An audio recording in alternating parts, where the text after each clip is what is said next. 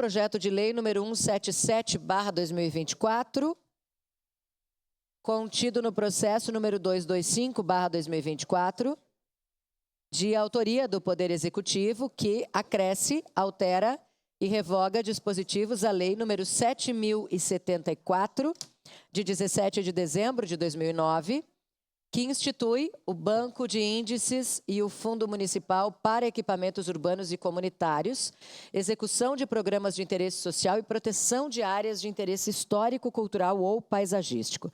Relator, vereador Adriano Bressan, com a palavra o relator. Peço a dispensa ao presidente ter lido na sessão anterior.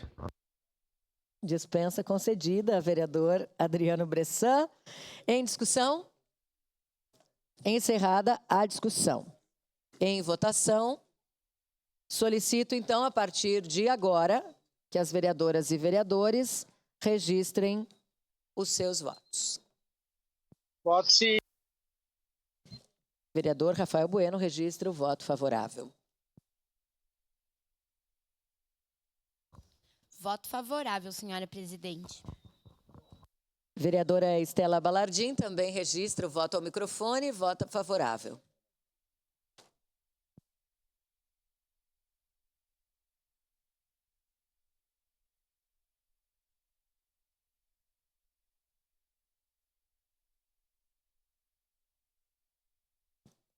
Vereador Velocino, ex.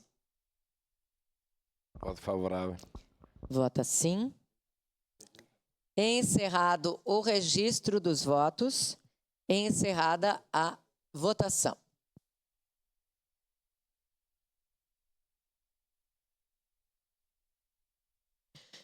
O projeto de lei número 177/2024 foi aprovado por unanimidade das vereadoras e vereadores, com ausência do vereador Fiuza.